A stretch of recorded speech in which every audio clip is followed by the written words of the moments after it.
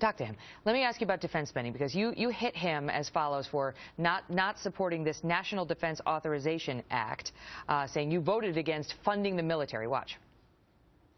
3 times he voted against the Defense Authorization Act, which is a bill that funds the troops. It also, by the way, funds the Iron Dome and other important programs. And I have to assume that if you vote against it in the Senate, you would also veto it as president. Yes, it is true that I voted against the National Defense Authorization Act because when I campaigned in Texas, I told voters in Texas that I would oppose the federal government having the authority to detain U.S. citizens permanently with no due process. 3 points of distinction. The first is, if you're an American citizen and you decide to join up with ISIS, we're not going to read you your Miranda rights. You're going to be treated as an enemy combatant, a member of an army attacking this country.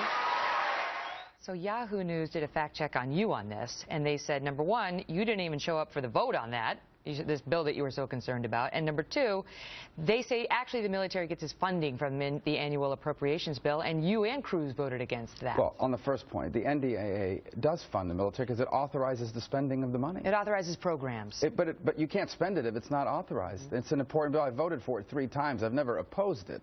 I missed a vote. I'm campaigning for president, but I've never opposed it. I voted for it 3 times in the past because it authorizes the spending on things like the Iron Dome. But the appropriations bill actually gives the dough, and you voted against that, and so did he. So the appropriations bill finds the money. The authorization bill actually authorizes you to spend it. Without the authorization bill, you cannot spend it. It's an important bill.